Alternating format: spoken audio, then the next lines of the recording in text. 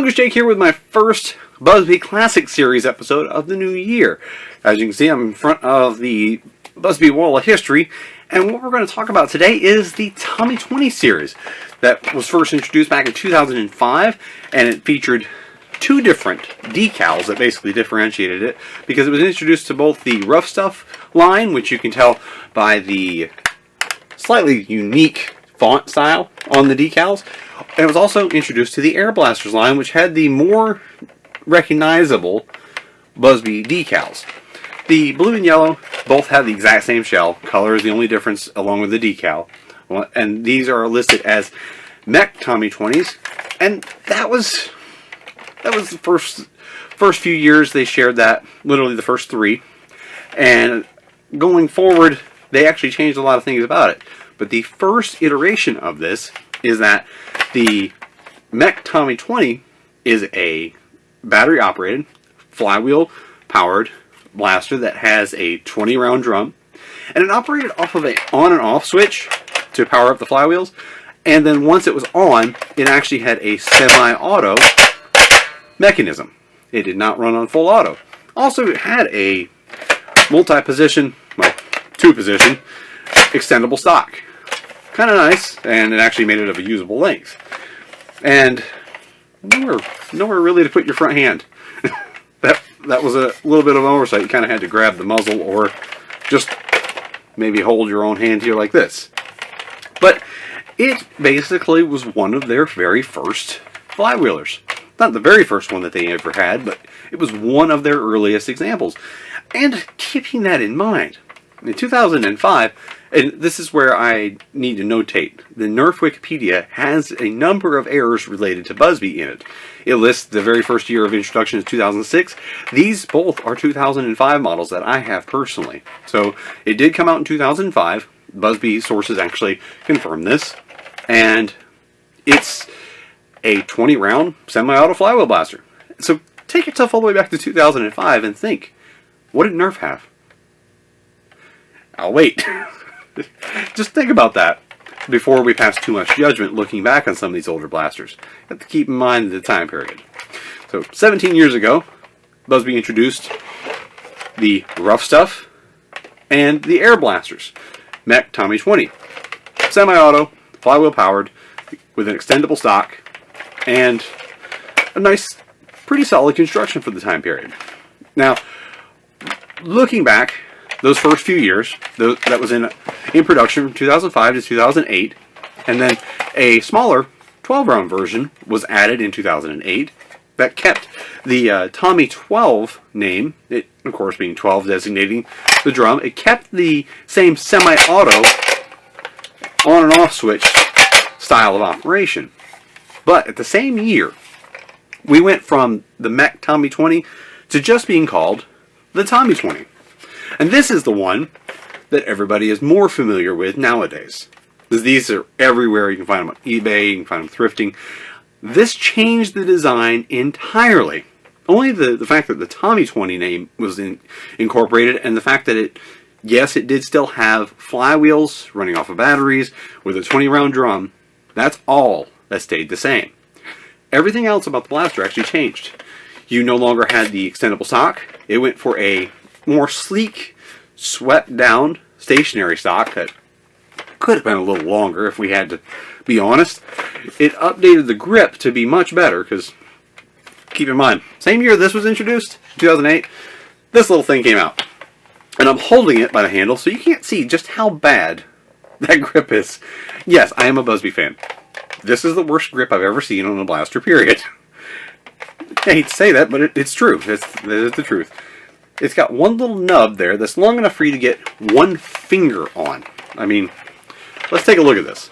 If you're to hold this, and you try to do this, you have just enough room to grab it with your middle finger so that you can use your trigger finger.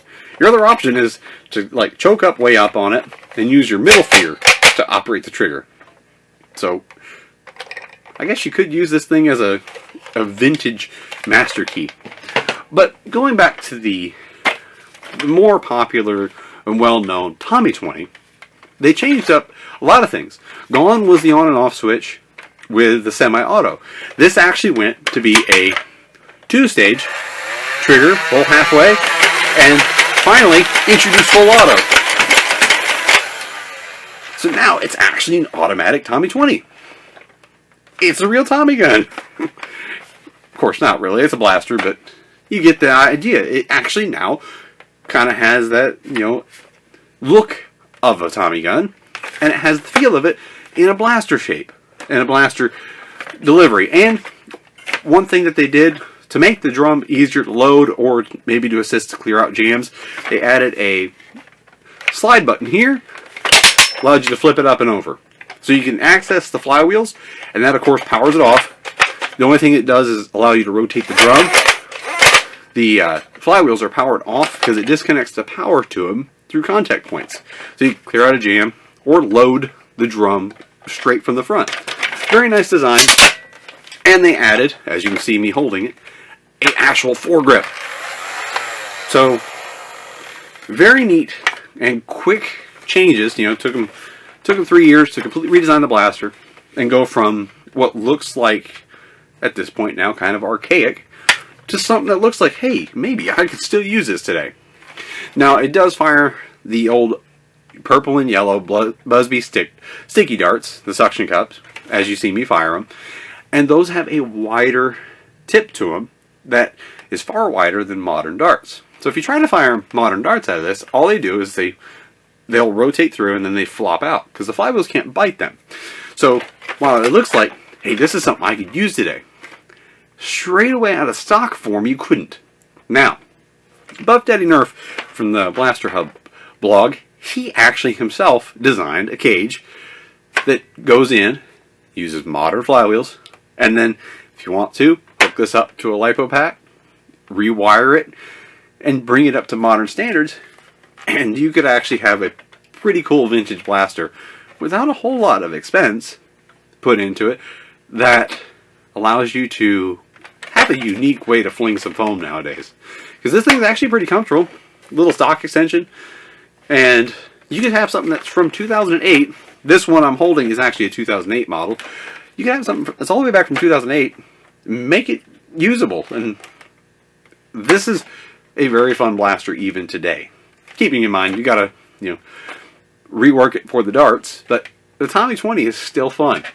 So, going all the way from the first iteration to what we see now, to what's available nowadays, you got Busby came all the way up to things like the Rebel Mech, or a lot of people love the Brute, but they've came a long ways with their flywheelers.